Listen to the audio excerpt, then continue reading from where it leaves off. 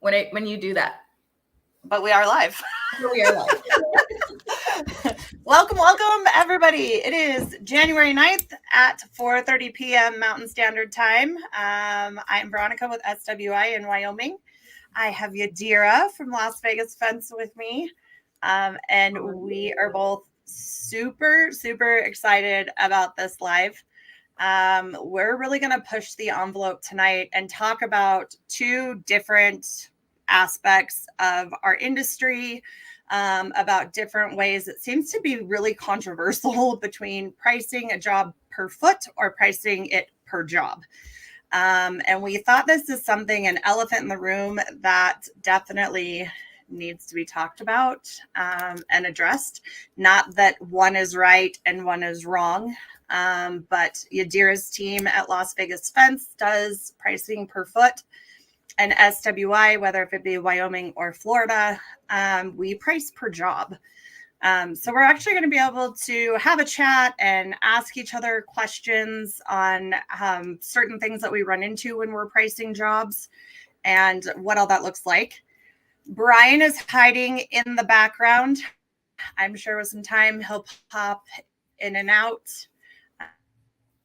I do want to ask everybody that if you're commenting on Facebook, please link your Facebook and your StreamYard together and give access so we can actually see who's making those comments or questions and we can address them.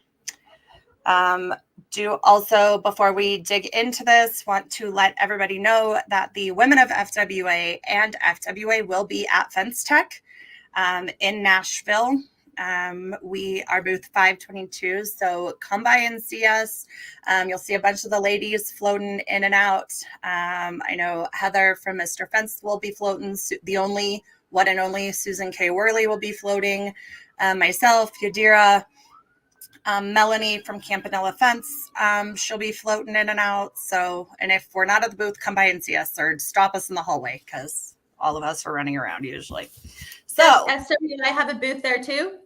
We do. So SWI/iFence, we will be there in force, of course.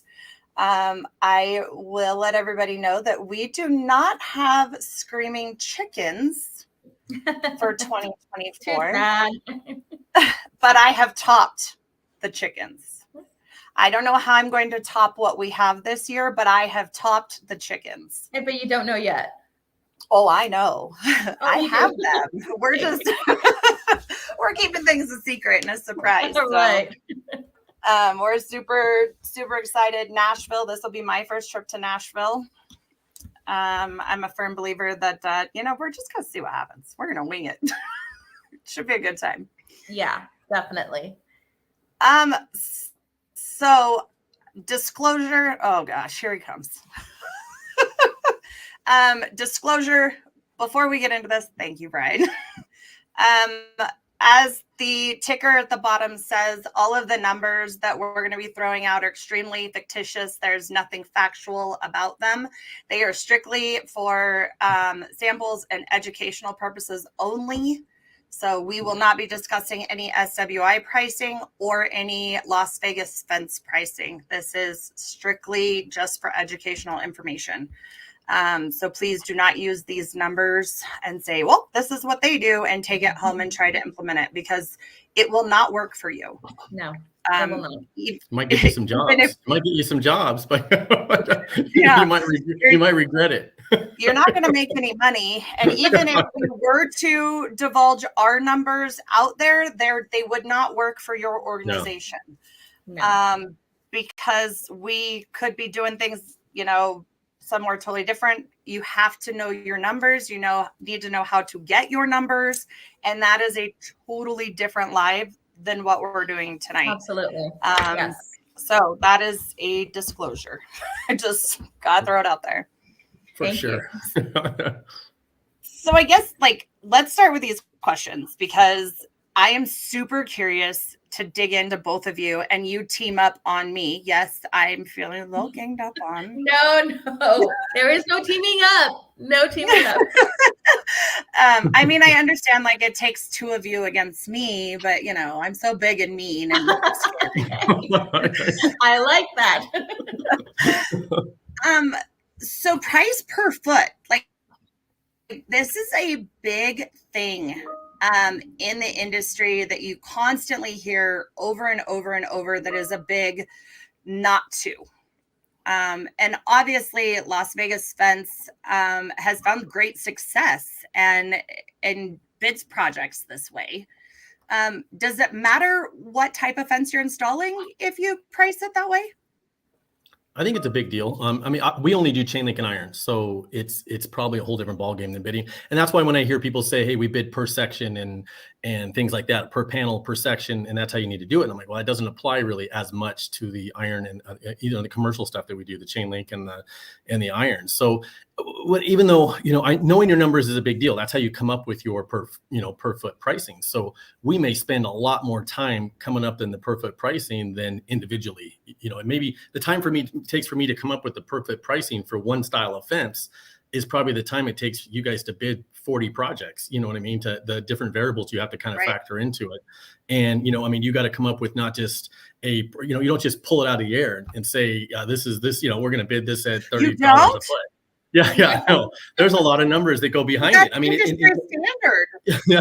So, like us, we'll figure it on 300-foot basis, and that's kind of our baseline is a 300-foot. I figure everything on a 300-foot, and anything below that, we start adding low foot charges. So to make sure that we cover enough labor and stuff to get in there, and then we look at you got to know, I got not just your numbers, how. On average, how many feet of anywhere up to 6 foot tall chain link, how many feet a day can one crew? It's all I figured off of one crew, whether we have 2, 3, 4 crews. How many feet a day can one crew install? And, on chain link, maybe it's 150 feet. On iron, it's 75 feet. Keep in mind, we dig and set everything. So we don't, it's our labor pricing is probably going to be a little higher, a little bit longer. So we do, and then we figure, okay, well, it's 75 to 100 feet is what the average is. We get an iron fencing, and then once you get into 8 foot, maybe it's 50 feet a day. And on 7, 8, 10 foot tall chain link, we're down to 100 feet a day, one crew. So we take that 300 feet, we divide that by that, and then we have these. We run all the scenarios. Okay, what if it was 100 feet of fence? What if it was 50 feet of fence? And what we go to find out that. They're going to install in one day, they can install 150 feet. Well, if it was a 100-foot job, that's all they're going to get done as well. It's not like you can send them somewhere else. It's not like there's not time to repack a truck and clean up a job site and then start a whole another project. So absolutely. Knowing your team, it's not only just knowing your numbers, it's knowing your team. And what they're capable of, and to be understanding that, some days they're going to be more productive than other days. And there's a plethora of reasons for that. One of them, personal, or, sometimes we're just not in the mood. Like if anybody wants to talk to me, I say it the way that it is. And trust me, there's days I come in here and I'm not nearly as productive as others. Yep. So knowing your team, knowing what they're capable of, knowing, on average, they might be able to knock out 1,000 feet of fence one day. And then the next day they're knocking out, 700 feet of fence. And it all depends also a lot on the weather. Like sometimes it's for us in Vegas, it's 110, 115 degrees some days. Like you can't be upset that your crew's only installed a small amount of fence that day, because you have to be understanding that it's freaking hot out there. Like, yes. Yeah. Sometimes they just have to sit in the truck and take a breather. Like, and they have to take breaks. And we never chew them out at the end of the day.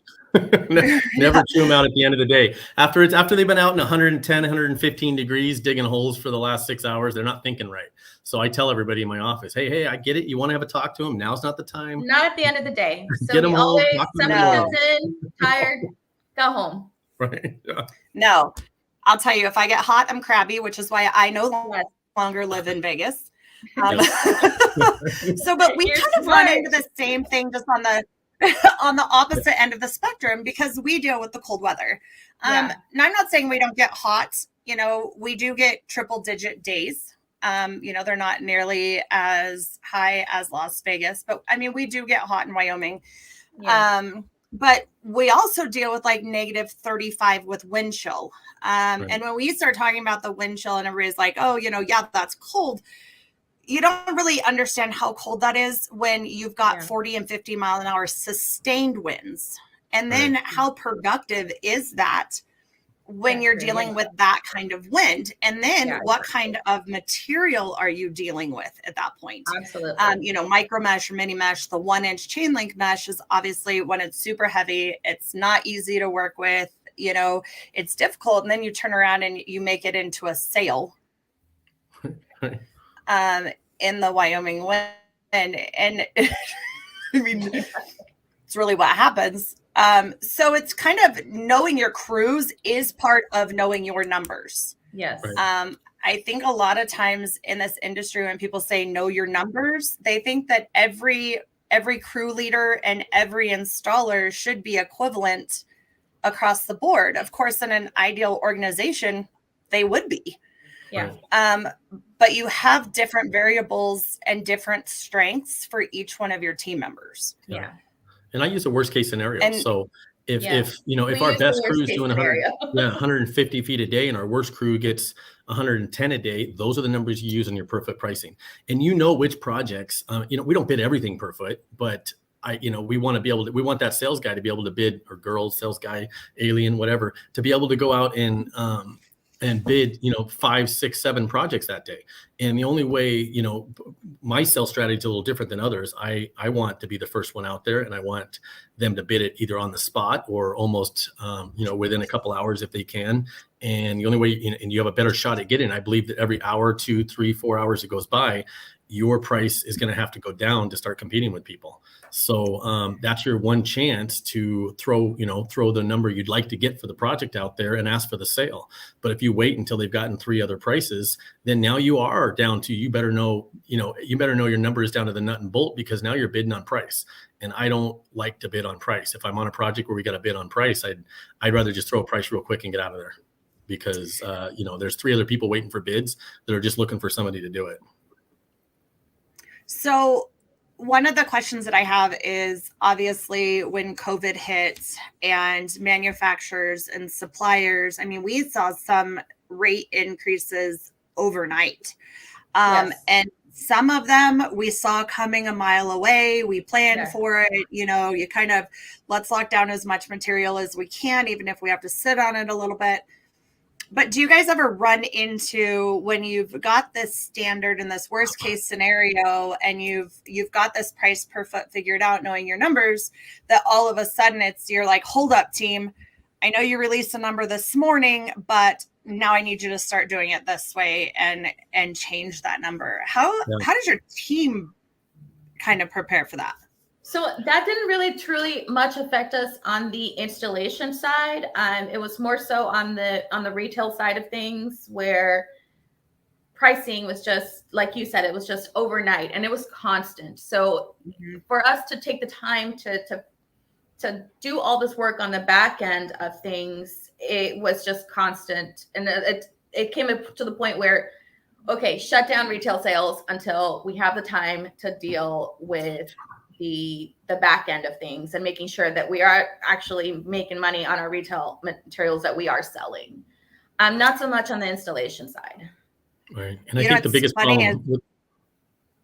problem with the materials we had was, say we would buy a pallet of wire at, $1,000. Well, I don't know what it was, but $1,000, 2 months earlier. Like you said, the pricing went up so quick that we could resell that pallet at $1,200, $1,500.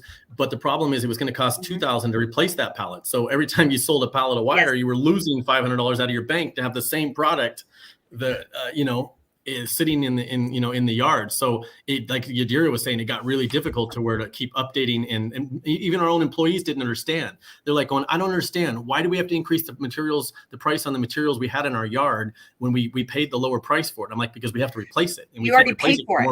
Yeah, they love to say that. And I'm like, yeah, but we have to replace it. And if we have to replace it for more you sold it for, then all we did was lose money. So it's if we weren't planning on replacing it, then it's a different story. That is one of the things that we actually had a talk with our team as well. And then we started talking about their vehicles. Okay, I want you to sell me your vehicle for what you paid for it.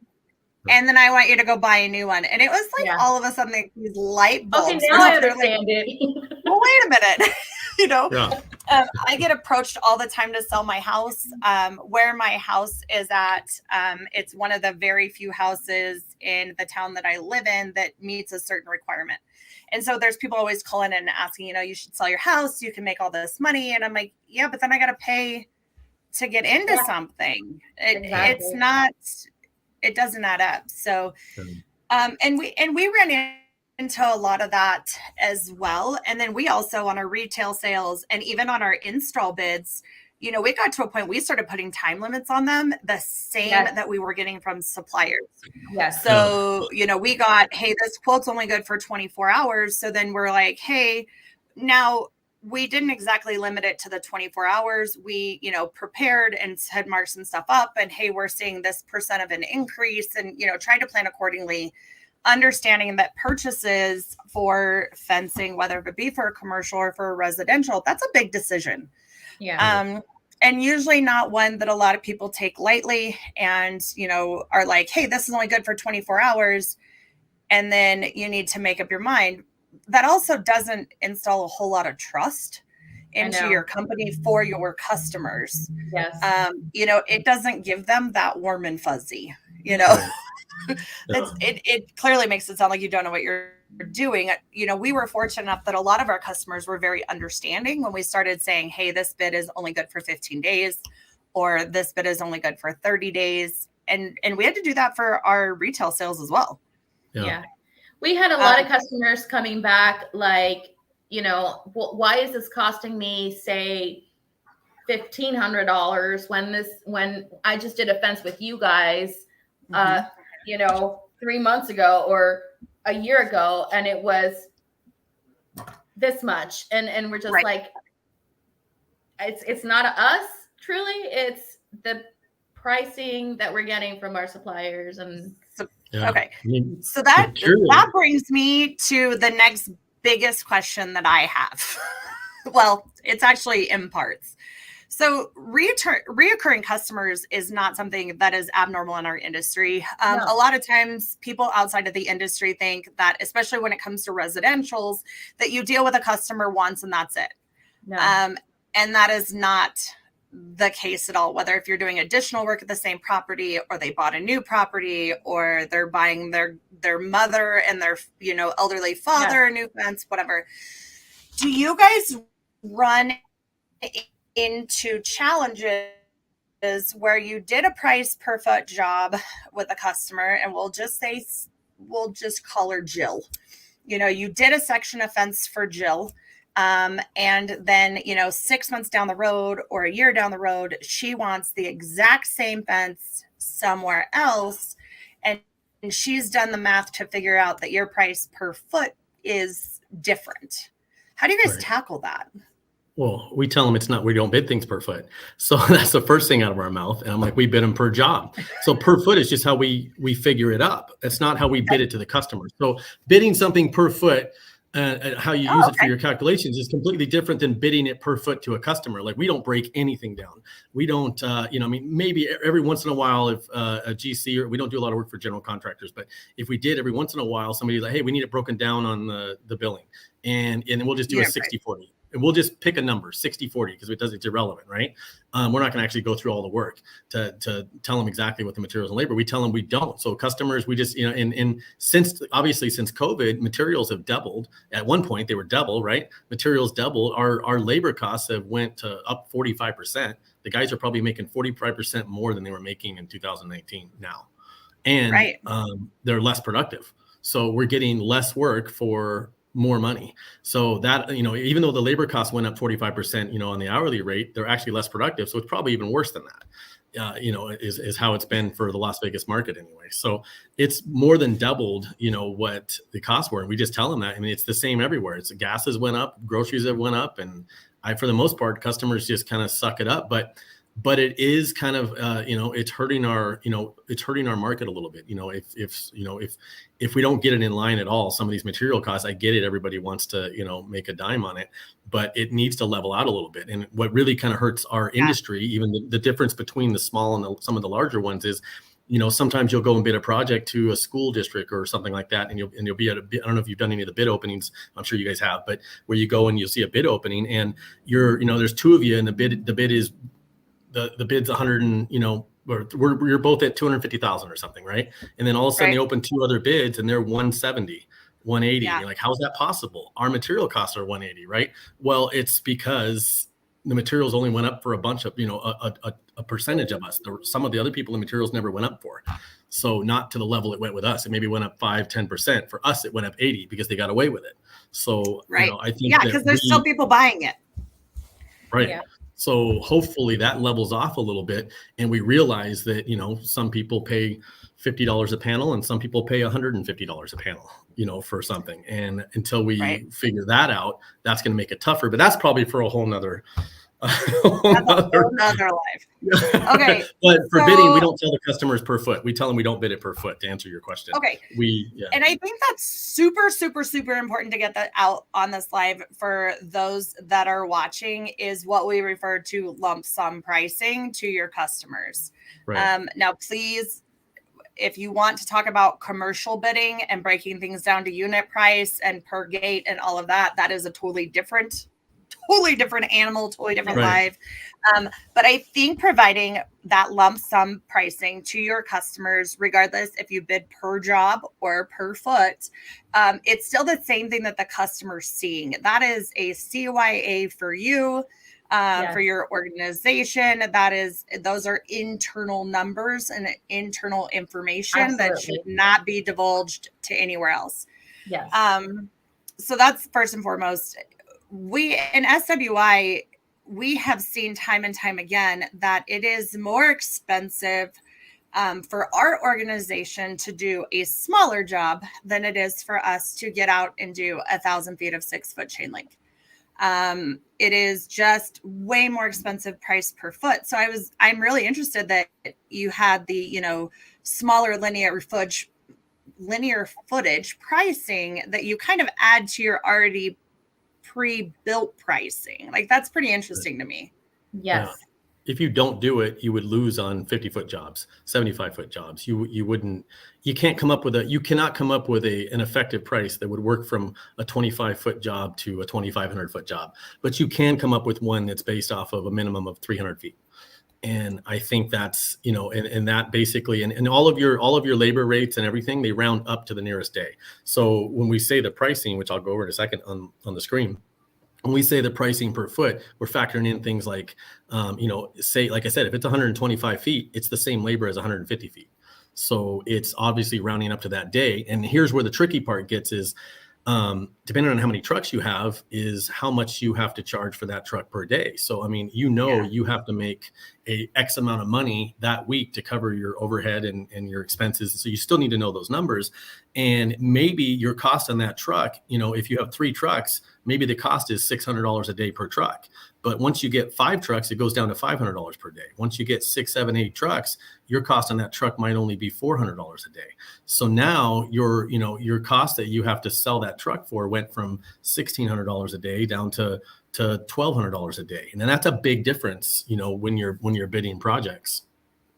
Absolutely. And know those numbers. And do not forget about your overhead. Do not forget about your general liability insurance. Don't forget about your taxes. Don't forget numbers are for chumps.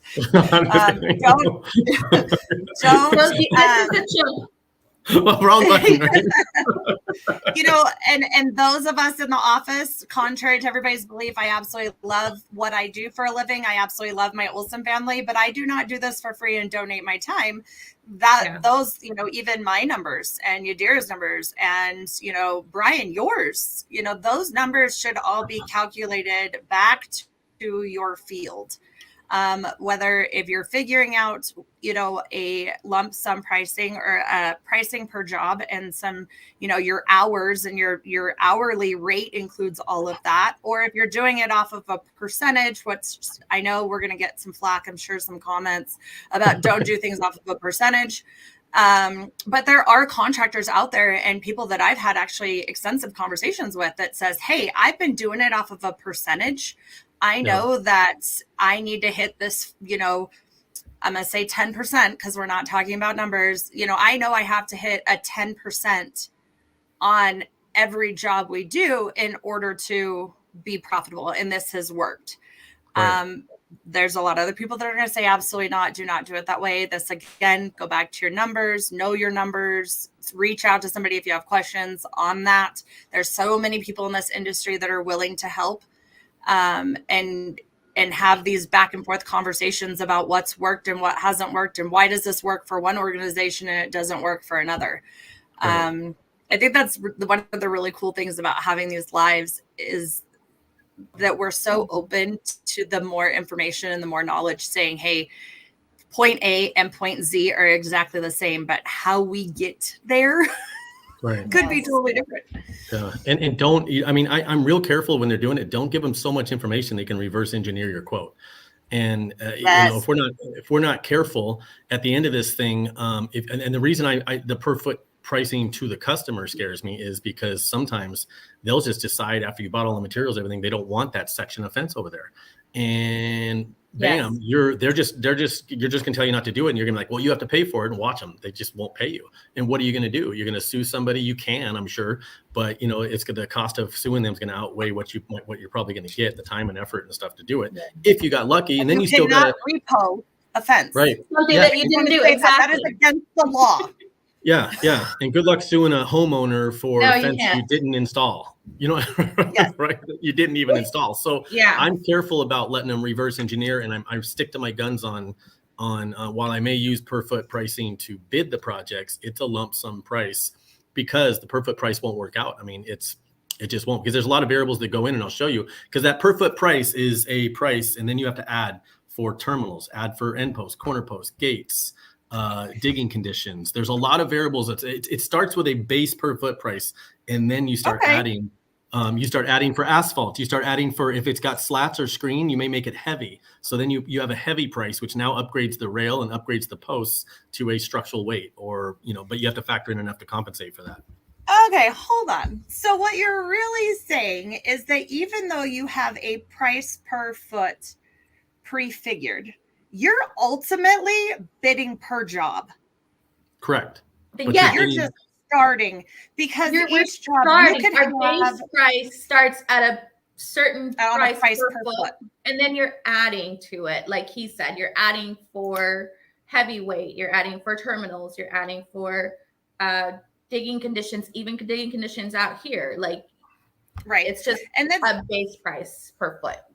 And one of the things, we tell customers all the time is you could have the exact same project on one side of a highway and the exact same on the other side of the highway, and one could possibly cost you substantially more. We're still talking about, there's 4 corners, there's 1 double drive gate, it could be the exact same project, but depending on the ground elements and utilities and conditions and hillside and the plethora of things that we run into, it could be. If that guy's got a Mercedes and this one's got a Toyota, the guy with the Mercedes. What? No, I'm just.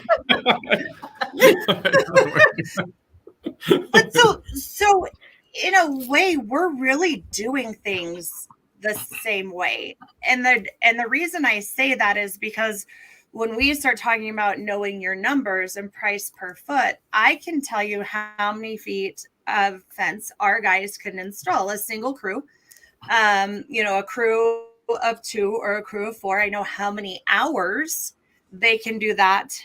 The only thing that's not included in that amount are all of our materials, because that gets into a totally different animal. And you guys have kind of worked where you've combined them on a base level, and then you start adding on top of that. Yes. Yeah. So it's pretty interesting.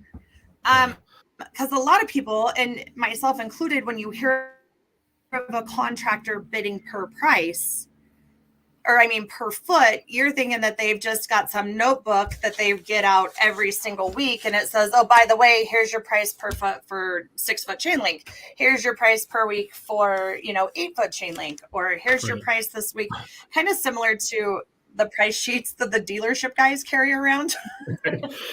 yeah, we're like car salesmen. That's what I get what you. Yeah. Oh, was that your first shot? Was that your first shot, Veronica? that's what I thought of, and that's why this conversation is super important. Why somebody asked you guys. Yes, so I think that's why when you kept saying, "Oh, price per foot," yes and no, because we do price our stuff starting at a base price per foot, and then we add for everything else. So basically, in the end, it is per job. Yeah. Well, let me show you a basic. I'll show you a mock-up one that. Yes. See if I can figure out how to share this thing here for you. I'll give you an idea of. Again, nobody should use these numbers because these aren't real, but give them an idea. Either that, or you guys can all think that Brian's an idiot. Yeah, however you want to do it. So let me see if I can zoom in on this. He made them up. Okay, Brian's not an idiot. He just made stuff up. Well, hopefully you guys can see this a little bit better. Yes. Right? Yes. So on the right here, here's some basic information. This is stuff, and all of this data you see over here. Again, we just kind of plug some numbers in. This would be populated based off of the, which I'll show you in a second how we would kind of come up with that. So what we would say is, say we had 100 feet of 6 foot tall chain link fence. We'd go to 6 feet here if you see it. Mm-hmm. And this would be 6 foot or standard 1 7. We start with the 1 7/8 line post, which is what probably the minimum we do for a 6 foot tall chain link. Once you get into 8 foot 2 3/8, things like that. Keep in mind, we start with the minimum, the minimum size line post that we would normally use. So we take that, and is this all based off of Schedule 40 pipe, or is this based off of Schedule 20? This is all tubing. Everything's tubing. Okay. This initial price always has to start with your minimum that you would use for that 6 foot tall chain link fence. Okay. So not getting into commercial or anything like that, just your basic fence. So being that it's 1 7/8, we would have you can see how it says NA for 1 3/8 rail. Mm-hmm. So we would probably, once you get over 5 foot, we go instantly to 1 5/8. It's just how we do it. So in this case, if you had just a tension wire on top, we'd start at say $19 a foot. But if it had top rail, you'd have $25 a foot. Then you'd add $5 for barbed wire, add $5. And these are just numbers. Again, we're just throwing in there. Per foot. Add $5 to add barbed wire to it. Add $5 if you want to add razor wire to it. Then $16 a foot for slats. This is slats installed. And this almost carries over to a slat link. We've kind of calculated to where you could have a slat link, slat wire, if you did this correctly. And remember what I was telling you, how we add for asphalt, concrete, things like that, right? If it's asphalt, not just your normal dirt set. If we got a core drill or plate it, and this price typically would cover either the price it would, we have our own core drills. So to core drill or to weld a 6x6 plate with the 4 anchors on there. Per foot. Remember, keep in mind, all this is per foot. So it's not just $8. It's $8 times 10. It'd be $80 if that's the case, right? And I also want to ask this question just because I want to make sure we're crystal clear. If we have 8 foot centers, that does not mean you're counting per post.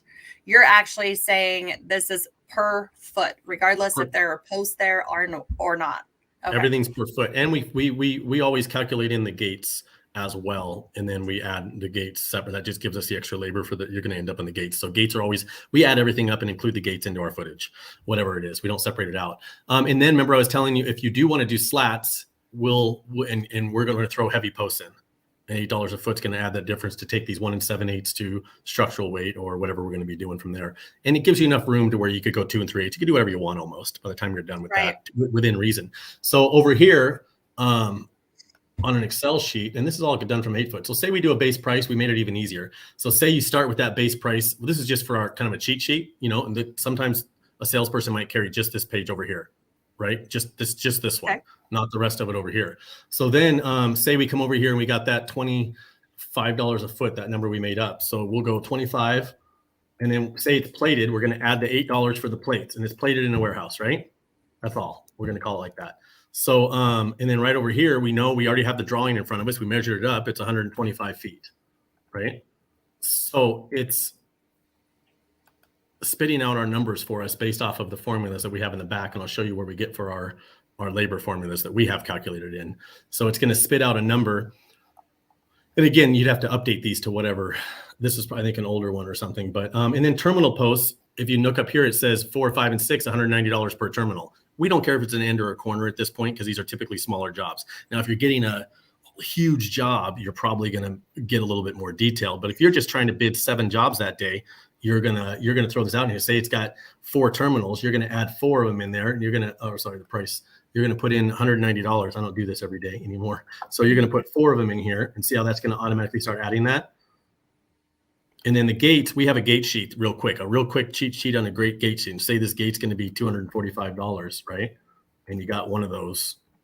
We have a cheat sheet on the gates that you could throw it in there and see how it's just doing this. Now we have low footage charges. It's 125 feet. So 0 to 100 feet, we already have it right there. We're going to add that $600. You see it? Ah, okay. So we're going to get a grand total. So now my salesman's out there. And if we do this part correctly, if you spend the time and do that part correctly, I've got a salesman out there that's bidding this job. He's now been on a site that's taken him. Let me get rid of this thing. He's now been on a site. He's been there no longer than, after he measured it, he spent his time selling the job. He's been out there selling the job. And a lot of times even, let me see, and Julie here, let me share this with Julie. Julie's right. My sales, Fence Cloud, my Julie, sales. I'm getting to that, Julie. I promise you, I'm right there. I know. But you're just asking how we've done it internally for, decades, right? So, it was even before, some of this stuff out in the field. And how do you get a guy out in the field? Back then, Fence Cloud now is a lot more mobile than it was back when it was just CFS. It wasn't, 10 years ago, it was a lot harder to bid projects out in the field. First off, you didn't have the data connections. You didn't have everything you had.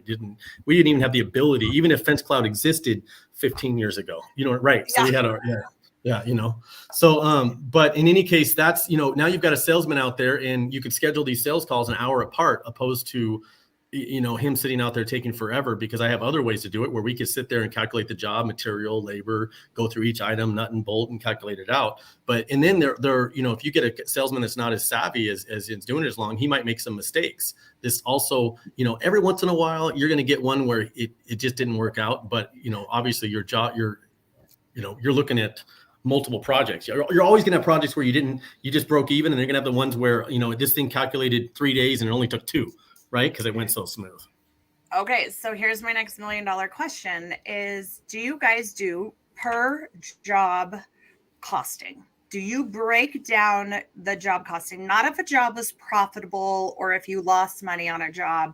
We're talking about when you get into the nitty gritty and the nuts and bolts. And if that's the case, is there a certain percentage of your already preset base pricing that covers 1% of this is fuel, 1% of this is, travel time, do SWI is very detailed, broke down on our jobs and our estimates, which is one of the reasons why I asked this, because we have found that when we are breaking things down and the estimator is estimating for, $200 in fuel, and then I all of a sudden have $300 in fuel billed to a job, that's obviously a big issue.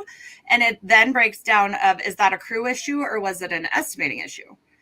To break down. So do you guys break down your jobs at the end of it and figure out your costing and to figure out those differences? We have forms for our job costing, but we don't break it down to the fuel costs, and that's just kind of figured into our overhead maybe. But yeah, I say yes and no, because where we do break it down is when we come up with that truck fee. What do we need to make per day off that truck? Is that stuff is figured in. So we don't figure it in on a constant basis. It's just reevaluated based off of the number of trucks that we have. So I think that is looked at, but only at the time when we're evaluating how much we got to get per day per the trucks that we have out on the road. I like to stick with a fixed price that I want to get for the materials no matter what. And if you have a job that's heavy in materials and your markup is great in the materials and you're making a good chunk of money on the materials, and you get a job that's all full weight posts, and we don't change our markup. Like, we're not going to lower our markup because there's more materials. We're going to keep that markup the same, and we may have a little bit more room in the labor costs, I guess. So, and I may be a little more lenient. Right. I may try to work a little on that. But I think if you stick to your guns, and I think where a lot of people make mistakes are, they think, oh, this is a really big job. I'm only going to mark my materials up. I'm just, again, don't using these numbers I'm saying correctly. I'm only going to mark my materials up 25% instead of doubling them or something. You know what I'm saying? And I think that is a huge mistake that they make. Or they'll say, I've wanted to though, Veronica. I've wanted to, and this is a battle that we have had back and forth between him and I, because I really truly wanted to. But what system do you use for job costing? So we've done things two different ways. Let's talk about old school way. And when I refer to old school way, we're talking about, we use Job Nimbus. Job Nimbus is a lot of figuring and calculating and knowing your stuff. So let's talk about prior to when we had Job Nimbus. We had an Excel spreadsheet very similar to yours that had all the formulas and stuff carried over, and it marked this up and marked that up. I will tell you that those spreadsheets we had so locked down on markup, it was not able to be manipulated by our sales team. Right. First and foremost, our markup is our markup is our markup is our markup. If they have a special project or had something that was so out in left field that needed to be addressed on what our percentage on our markup is, then that goes back to Mark and to Alan and to myself. Mark and Alan review every bid that comes out of SWI, and they have since day one. He does not. Stop it. You really shouldn't say that, because you two are very similar. Seriously. It's really just saying that Brian sucks. So we're firm believers on making sure that your markup is staying consistent. There's going to be exceptions to every single rule, but as a blanket, 99% of the time, your markup should not change. When you looked at our estimating sheets, first and foremost was labor. Now, the amount per hour for labor was solid. That number comes from us. That is a number, knowing your numbers, knowing what that labor cost needs to be. That was all in there. Now, on a separate page that pulled the data over was a breakdown. And the first one on there is, it's asking you to break down your labor hours. How many hours are you giving your team for loading and unloading? Yeah. How many hours are you giving your team to mob? How many hours are you giving your team to dig and set? How many hours are you giving your team to frame and finish? How many hours are you giving your team to clean up a job site, to do their walkthrough, to do their punch list, and to completely get off site? And one of the things that was really, really nice when we did that was our guys are a little competitive. I know it's new for the fence industry for people to be competitive. But we gave them goals to hit, and I couldn't tell you how many times my phone rang and the guys are like, so-and-so bid this job for me to dig and set in 20 hours, and I hit it in 15. Yeah. And I'm like, okay, now do your frame and finish and hit, beat that number. Yeah. But, it gave them those goals, and it really was a driving force for that team to be like, hey, we're on the clock. We got stuff to do. And if I have to call Veronica and tell her that it took me 12 hours and they had it budgeted for 10, she's not going to be happy. Yeah. So that was one thing. The next line after that was our material. And that comes from, the CFS days and getting that material list and our guys verifying that pricing and plugging in that whole number. And then it turned around and making sure that they have the right amount of posts and the right kind of posts and the right fabric and the right ties and, all of the details that go with it. And that plugs it in there. And then there's a markup. Then we also get into truck fuel and equipment rental and vehicle usage and use tax, subcontractors. Sounds exhausting. It's very similar to the same spreadsheet that you had, Brian. It's just a matter of being able to plug that in and having a team standard. If one team, can accomplish X amount of work in 8 hours, but another team is going to take even longer, you're going to base those hours and those numbers, off of someone that might not be a little less productive. And hey, that's a win. You get that extra money at the end of the day, and then hopefully you're sharing that with your team and providing new trucks or, being able to provide all these good perks, being able to do things for your team. So what's a turnaround in a bid from your company? We're actually within 24 hours typically on our estimates, because we are adamant about Mark and Alan reviewing estimates. A lot of times, and this goes for anybody, regardless of what your role is in this industry, when you do something over and over and over and over and over and over again, there's things that get missed. Or, Alan and Mark's knowledge of doing this since they were 2 years old in Powell, Wyoming is totally different than an estimator that has been with us for a year. Right. They see things differently. They know ground conditions differently. They know utilities that are in the area from previous projects. So having an extra set of eyes and somebody else reading the fine print, and we look at it as a strength. All right. Yeah. And sometimes if it's my internet, I think it's yours. And sometimes you can go out there if you've been doing it a while and you just look at a project, you're like, that's a $7,500 job. And just, and maybe it's the end of the day and you just want to go home, but I don't know, sometimes you just know it. So that's probably a third way to bid it, besides. And that comes from that comes from experience. Yeah. I think so, for sure. And I agree on the breaking down. Let me show you another way that if we're trying to get a little bit more detail and we have to modify, like say we have to modify it for different posts or labor, add things like subcontracting stuff. So let me see if I can show this one.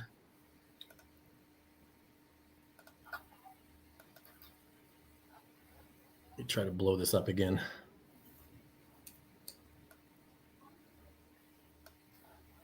Does this page showing up? I don't know what is up with my internet. Nobody's here.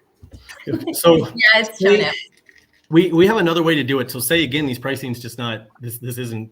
We've modified all this. So say it's 125 feet of fence. We put and we're going to use 6 foot again. I'm going to use the 1 5/8, 1 3. We have these different standard. Again, these are your basic ones that your simple simple ones that you'd send a newer sales guy out to. He's not going to bid some of the more complicated ones. So you notice how when I put 125 feet in here, it automatically put up here 12 eye tops, 12 line posts, 125 feet of wire and rail, right? So and then it's going to be 2 end posts. So we're going to call it 2 end posts. So now it added rail ends, tension bars, tension bands, and what it did do was over on our chain link page, it automatically, and this is where we do our modifications. It automatically added that under, you'd have to modify these pricing to make sure it was correct. If you had this stuff correct with what you're actually paying, for the materials, and you went through and I think we did a percentage or something to modify all these, but to modify it so that it wasn't our pricing. But anyway, so it automatically adding these things. And then you could actually go at this point and change it from 11.5 gauge to 9 gauge. And it was going to change this pricing. And then that's going to change that. And what that does is that modifies the actual workup sheet. If you could see this correctly, that's going to modify this actual workup sheet. And notice how it automatically added, they took that price from that sheet and say your markup is two times. It's going to automatically, based off of that was cut. I don't know if you see some formulas I have up here. Anyway, it's going to use these formulas based off of what I've determined we're going to do. So see how it says, I put 125 feet in it, said 1 day, and say this truck sells for $1,600 a day in labor. Well, it's giving me a price right here. And this is where I'm going to do 3 times 6. I'm going to say I'm going to do a swing gate that's 18 square feet. Now it's going to take that. And once you modify these pricing correctly, it's going to add that gate in and it's going to do this. It's also giving me a kind of a rough per foot price of what that worked out to be for that. But you notice how it says 1 day of labor. And this is where it comes into, like I said, you have to have your low footage. If I went back here and changed it to 150 feet, obviously it's going to change all these materials. It's going to change the material sheet. Then it's going to go to the workup. It still says 1 day. So, again, it's going to keep calculating to make sure that we covered enough. So otherwise you would start losing money, because if it just calculated a third of a day, you wouldn't be able to make any money. So, and then this is where we start adding things like subs down on the bottom. And then iron, I have a similar scenario. So say it's going to be 14 panels. And we're going to do 2-inch posts. We're going to have 15 posts. I'm just doing this as a scenario. And I use this, whatever this style, right? It's now adding the iron over here. Do you see what it's doing?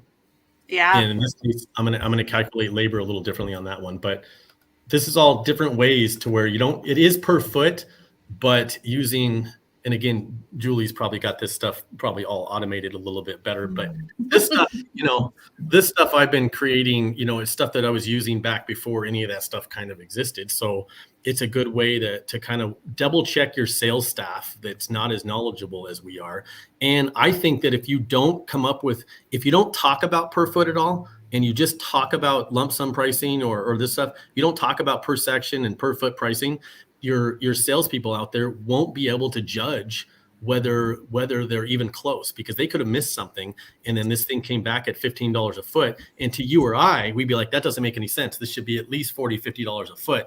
And we would catch it just based off the price. You know what I'm saying? And it's just another way for you to double check yourself.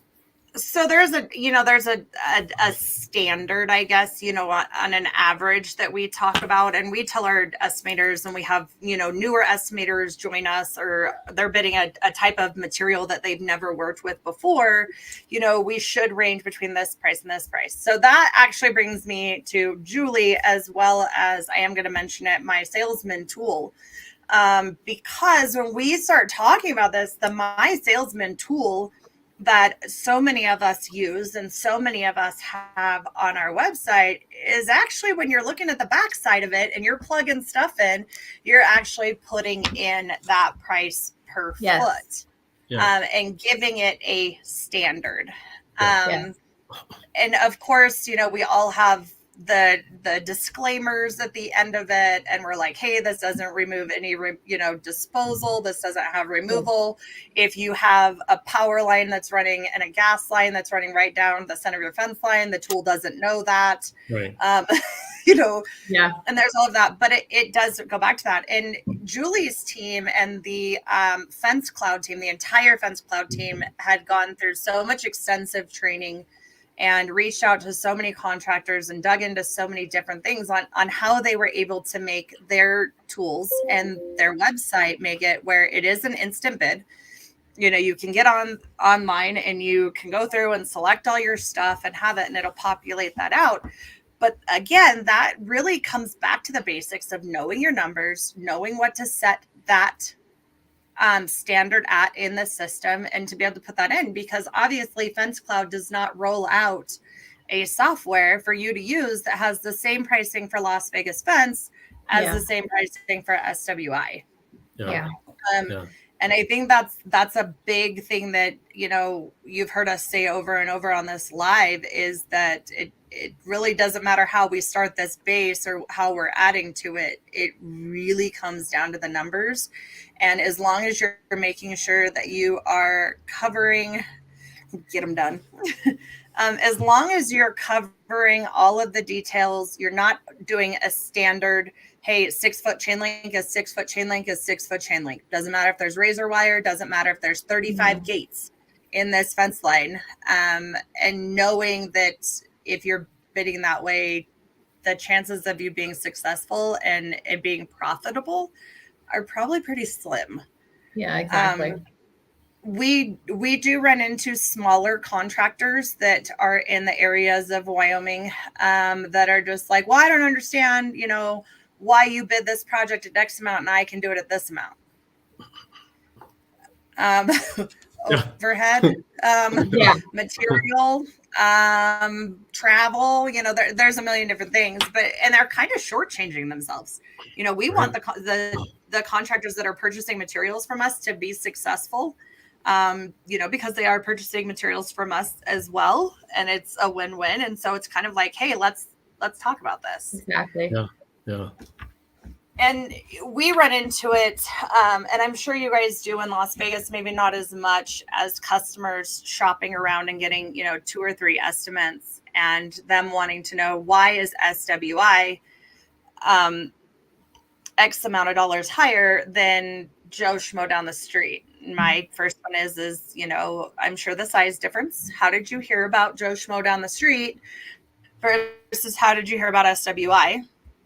And then my number one question that I asked, especially on chain link projects, is what are they installing? Right. Do you know what they're putting in the ground? And most of the time, the customer does not know. No idea. Most of the time, the customer has no clue what material they're installing. They're getting a chain link fence, and that is the end of it. And they don't care. That's all they care about. Half of them don't care. Yeah, and I tell people all the time. The difference. Go ahead. Sorry. Yeah, I tell them all the time, don't forget to sell the job while you're out there educating the customer, because I get every once in a while we get a salesperson. I'm just like, he just goes on and on and on and on. And he felt like he needed it. It was almost like a class in fencing to the customer, but he never once asked for the sale. And I'm like, you know, a lot of times they come back, well, how much is this? They even want help on the pricing. We'll get out there and finish selling it, and we'll tell the customer how much it is. But you know, all they've done was educated them, but they haven't actually either bonded or even told them how much it is, or you know, it's crazy. It's crazy to me how we forget to ask for the sale, you know, and meanwhile they're bidding. Now they're shopping against other customers, you know, against other companies. We've had, I had a pretty difficult customer in the bidding stages. I guess it was like 2-3 years ago, and was just really giving us a hard time. We ended up, that's one of those customers that if you caught the live before about firing a customer, that's one of those customers that you fire in the very beginning, because he was just that type. But he ended up, he wanted to know, man, he was just so adamant to want to know, why is this so different? And my first thing was, you know, can you please make sure that you're comparing apples to apples? Yes. Just material. Let's not talk about labor. Let's talk about the install part of it. Let's break down the materials. And he just could not wrap his head around that. And so he brought in another bid to me. There was no clarification on if it was 11 gauge fabric or 9 gauge fabric. There was no clarification on the size of posts. There was no clarification on the depth. There was no clarification if they were, you know, pounded or set in concrete. Yeah. There was none of that. And so then when he brought them into me, I sat them right next to each other and said, what do you see here? What do you see as the difference? He goes, well, I know everything that you're putting into the ground. I said, so call this other guy and ask him see what they are. Yeah. And if he's blurting out all this information to you and you're not understanding it, you can go through mine and say, okay, what gauge fabric? What size post? What, you know, I broke it down for you. Ask him. And I'll tell you what, once I had that conversation with him, I was anticipating him to come back in and want me to rebid the project at exactly what the other gentleman did. He didn't. He actually tried to call and award us the project, and my schedule was full. I just tell them all we're a little higher on this one because we have to let our competitors get a few jobs to make us look good. So we went a little higher on you, and you're the one that we're letting our competitors do. So yeah, that was it. You know, I'm trying to feed their family. I felt bad. For my competitors, they weren't getting a lot of work, so we were a little high, and plus it makes me look good when they screw up your job. I'm just like, you know.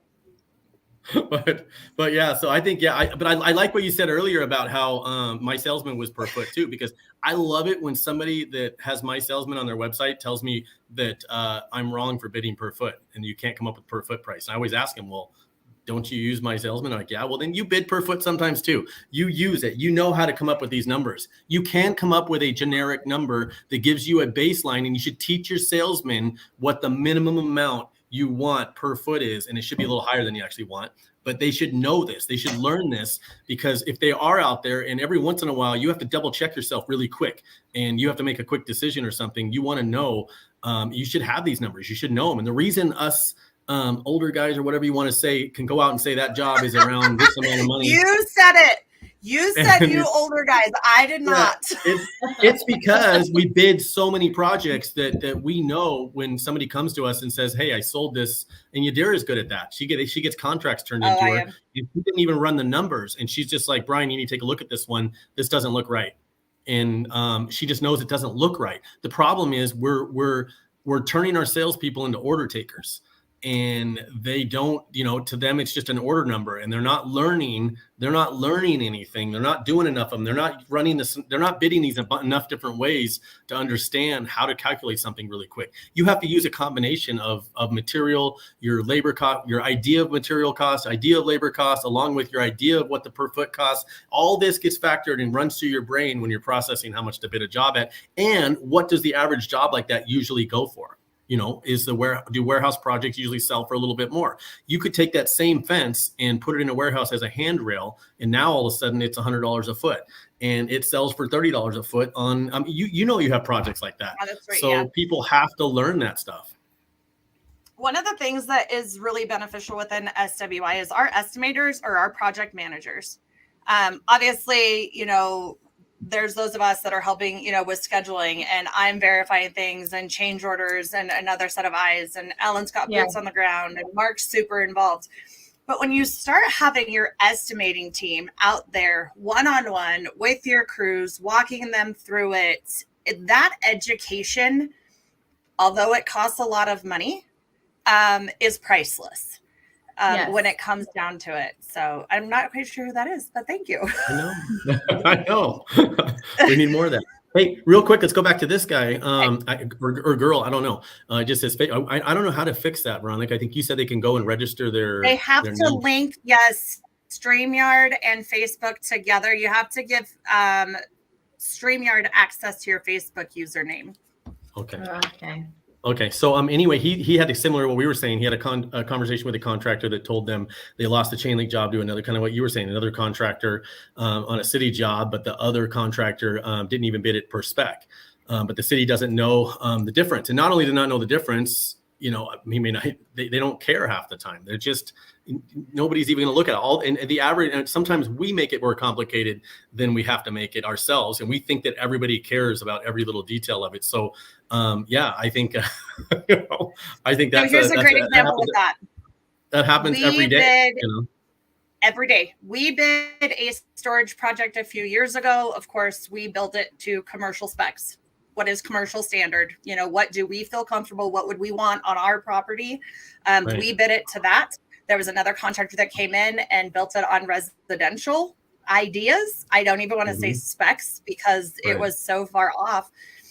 That's really when you just need to step back and know at the end of the day, you would not install a product on your own commercial site or at your own residence that you wouldn't feel comfortable with. And just because this particular storage company is comfortable with that, you just have to chalk it up. And you also have to have that little bit of faith when that fence falls down and we've got 80-mile-an-hour winds and his posts aren't holding up. I doubt he's going to call the same contractor back if that same contractor is still around. And that's just the way it goes. At the end of the day, you just need to know that you can go to sleep at night and sleep knowing that you're installing what you should have, the way it should have been installed, the way that the specs were called out, or the way that it was discussed with the homeowner.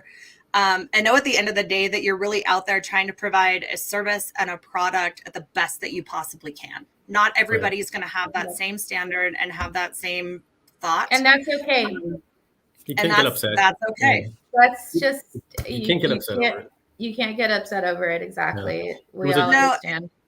And we laugh about it a lot. We're like, we'll see in a couple of years. Yeah. You were never going to get that job. You were never going to get that job anyway. No. So those are the ones you just throw a number at. You can tell when you talk to them. A good salesman would know right when he went out there whether he was going to get that thing or not almost.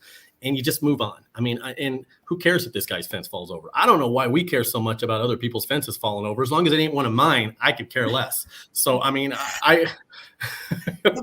here's the thing is there's not one person in this industry, and I will tell you this with such confidence, that does not take a drive around town and criticize other people's work or other fencing. I went to South Carolina a few years ago and I'm just like, what in the world are these people doing out here? Again, don't worry about your own stuff, worry about your own product, educate your customers. And if your customers aren't about being educated about what's being installed on their property or what's in it, then you did the best you could. Yeah. You can sleep at the end of the night. For the sale. Ask for the sale. Don't forget, while you're teaching that customer everything about fencing, don't forget to hand them the quote and ask for the sale and get that check while you're there. That's the most important reason. That's the reason your boss or even your company or your wife, your boss, or whoever's sending you out there, the reason you're out there in that company vehicle and in that company vehicle and that expensive gas and that expensive truck and that 3 hours of your day that was wasted going out there was to sell a fence. So your goal is not to teach this guy about fence, it's to sell a fence. That needs to be your main goal when you go out there. And one of the key points on that is obtaining trust. Right. Letting them know that they can trust you and that you've got their best interest at heart. Yeah. And, you know, you might not tell them, you know, I will tell you that I am not the cheapest in the state of Wyoming. Flat out. And I've told customers that over the phone, that I know that they're shopping around. If you're looking for the lowest number possible, you called the wrong one. Because it's not going to say too. I don't want to be the lowest. No, there's no way you want to be the lowest. No, and if you're selling and you're obtaining every single sale for every single estimate that you've sent out, you're probably shortchanging yourself, and you're not doing something else right either. Yeah. You know, you want a success rate, but you don't want 100%. And if you're getting 100%, then something's not right. You're shortchanging yourself and your organization and your growth and your goals and the way bigger picture at the end of the day. Right. But you do have to schmooze, and you have to educate, and you also have to chalk up your losses, and just be like, all right. A lot of it varies on how busy you are, at the time. Like I tell our salespeople, like, it depends on our pricing. Kind of also changes a little bit based off of how much work we need for the crews. Like, are we out 3 weeks out? Like, are we out, a month out? Like, if we need work now, then you've got to kind of like lower your pricing a little bit to try to get these projects. If we need work next week, we asked during the initial phone call. Yeah. What is your goal? What is your timeline to get this project completed? Yes. My favorite time of year in Wyoming, since I've been in the fence industry. So I've been in the construction industry. We won't say how many years. But as far as the fence industry, my favorite time of year is May-ish, because of graduations. The weather's turning nice. Everybody's starting to look at their yard. There's high school graduations going on, and everybody wants this fence installed yesterday. Yep. And that very first phone call, absolutely, Ms. Smith, I would love to help you. What is your projected timeline to get this done? And if she's telling me she needs it done in 14 days, I'm going to politely let her know that, unfortunately, you should have called last year. Yeah. In order for me to guarantee, and of course I might be exaggerating, but to plan ahead, and those other smaller contractors can do that. Yeah, definitely. So this one came in from Jonathan. I priced both ways for years. I think the real trick, if pricing, is to always account for waste, i.e. 5-foot vinyl except 8-foot, and separate labor versus material per foot pricing. So I think he might have been thinking that we were talking about bidding it to the customer per foot, but everything's always broken down when I guess I got to figure out a new way to word that. We're bidding it per foot. We're quoting it per foot internally. Yeah. We're ultimately, our bid and your bid to the customer, and the numbers that they're seeing, are going to be not the same numbers, but the same format. They're still getting lump sum bidding. You guys are just starting more at a per foot base price before you start calculating everything else in, which again goes back to kind of the My Salesman tool. That starts out at a base, and then you add this and you add that, or, you have to account for the waste. And we talk about waste and drop, whether if you're talking about pipe or if you're talking about waste and drop of time, because a job could take 3/4 of a day. Absolutely. But you've got a full day you have to pay your guys for. Yes. Another thing that we talk about with our customers when we start bidding is that time does not start when they get in the truck to go to your house. There's load time, there's fuel time, there's pulling material staging, there's shop time. There's I had my sales guy bid something, and he's like, and it was, I don't know why, we have minimums that we want for repairs, right? And I have minimums for a reason. It factors in all that. So it was some ridiculously low price to one of the hotels. I don't know, $150. I don't know what it was, some stupid price, right? He's like, oh yeah, but it's only going to take an hour. I go, so you're telling me, by the way, our crews start at 7 a.m. in Vegas, right? I go, so you're telling me that they're going to be done and back to the yard at 8?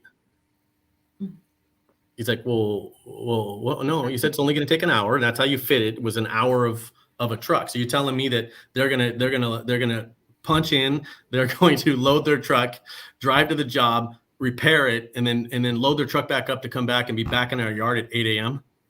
Well, no, so that ain't going to be an hour. It's going to be 4 hours. So you have to factor that in. I think we lost Veronica. She's frozen. I thought she was still listening, but I think she's frozen. She looked like she was intently listening. I'm like, wow, I've never had this much attention or focus from Veronica. That's weird. Let me see if we can get her back on there. Yeah. So. Well, I think it's gone long enough. I'm not sure what else was on the schedule. It's been about an hour, so unless she comes back here, let me see. I think she's back on. Might have lost her. Okay. So anyway, we will wrap it up unless Veronica comes on here in a couple seconds. Thank you, everybody. She's got that Wyoming. Oh, wait, she just blogged back off. So thank you, everybody, for tuning in. I'm not sure what they got on the agenda for next week. I kind of just jumped in and hijacked a little bit on this one. But I'm going to say goodbye, and thanks for Veronica as well for everybody. Yadira, you got any final notes you want to say? Let me take a look at my notes from earlier today. It looks like next week, I don't even know what day we live in, but it looks like next week we are going to do a little quick meeting with anyone who's attending Fence Tech to kind of announce what it is what booth they're in. And we lost you for a second there. My StreamYard just went absolutely berserk. Like it was crazy. Yeah, I thought you were really listening to me. You were just like this. I was totally, I listen. I hang on to every word you say, Brian. Yeah. Every time. But I was just telling them that we have gone on long enough, and next week we were going to do a recap of kind of like who's expected to go to Fence Tech and what booths and stuff, right? On the 16th. Yep, the 16th at 4:30. She's got that Wyoming internet. I also have 5 million things open on my computer at one time. So next week, the 16th at 4:30, you're actually going to catch several of the women of FWA that are going to jump on a live. We're going to talk about some things that we've got kind of in the works. One of the things that we're really going to talk about and bring to the forefront is January is a hard year. Or a hard month. It's a hard month in the industry. It's a hard month mentally. It's a hard time of year in regards to, it's prepping for Fence Tech and some travel and everything going on. So we're going to touch base on that. We're going to touch base on some things with the women of FWA and our presence at Fence Tech. We are supporting the AFA. Obviously, it's, an AFA event. We're all for it. And just because it doesn't matter if you're an AFA member or an FWA member or both, we're here for you. Women in the industry is what we're after. Veronica's doing a figure your shit out class. I totally should. That seems to be just figure shit out. Sorry, excuse my mouth. So please join next week on that live and that discussion. We would love to have you, how to contact us. And then if you see us around Fence Tech, please stop us. We would love to talk and chat to every single person out there and know that what we're doing is making an impact and a difference.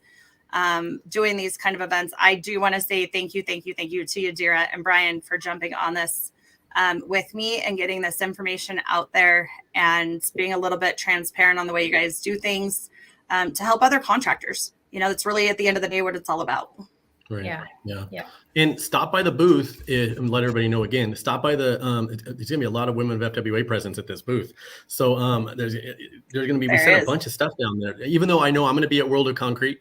So I don't know if by the way, I think you guys already knew. So you guys, because we also have a booth at World of Concrete the exact same time. So that's going to be exciting. So we'll be doing some streams from there at the same time. But we're going to be hopefully talking to some of the tool companies, Milwaukee, Hilti, DeWalt. We're going to try to really push to bring some of those to the Fence Show and Security Expo in Las Vegas this year as well. So we'll be talking to them, but stop by the Fence Tech booth, the number 522, because we sent a ton of hats, shirts, beanies, there's tumblers, lanyards. We got, pick up a lanyard while you're there. We got some really cool, if you didn't see the lanyards that we designed, you got some really cool lanyards to that you can wear, and then bags. There's a bunch of bags too. So pick up a black bag if you want some FWA swag. All of that stuff's been sent down already. So that'll be pretty cool. So stop by the booth at Fence Tech, say hi to Veronica and everybody. I know everybody's going to be rotating through, it sounds like, but it should be a pretty busy booth. And super fun. Yeah. We are all about being able to chill and being able to relax. And if you're a male in the industry and you're bringing your spouse, because it's Fence Tech and it's in Nashville, and so I know that a lot of people are bringing their spouses, send your wife our way. Send your girlfriend our way. Send your mom our way. Send your sister our way. We totally geek out on fence. I'm not going to lie, but it does get a little redundant to listen to the same conversation 12 times as you're following your spouse around these shows. So send them our way. We'll talk about shenanigans. Anybody that knows me, who knows what I'll be talking about. So, hey, there's going to be beer. There's going to be beer at the Lion Fencing booth right next to you. I know Sasha, I was talking to him last weekend. So go to Sasha's booth at Lion Fencing. Go to Sasha's booth. Tell him Brian said to give you a beer. You know what we should do is we should add like the little footsteps between the FWA booth and Sasha's booth. Yeah, there you go. Don't even talk to him. Don't take his business card. Don't even look at his product. Just say, Brian said you would give me a beer. Look straight down or look straight at the beer keg and don't even look at the product he has. Just get the beer and leave. Just see if we can empty his beer keg out. Sasha, I am not supporting this. Empty his keg out in like 30 minutes. That's my goal, to see if we can empty his keg. Make him buy another $2,000 keg. Just get it all go. There you go. I hope he didn't bring just one cake though. No, I don't. I'm pretty sure that he knows these fence people as well as he does. You know those Aussies. He's probably got a couple big kegs already chilling. You're good. Yeah, but stop by and get a beer on us. All right. Absolutely. Thanks again. Thank you guys so much. Thank you for everybody that chimed in with your comments. If you're catching this after the live, please go ahead and comment. And there's a big group of us that are monitoring those, and we'll definitely reach out. Women of FWA can be contacted on Facebook, LinkedIn, Instagram, YouTube, TikTok. There's an email. So if one of those social media platforms is not your go-to, definitely send us an email and we'll get back to you. And we'd love to have you a part of us.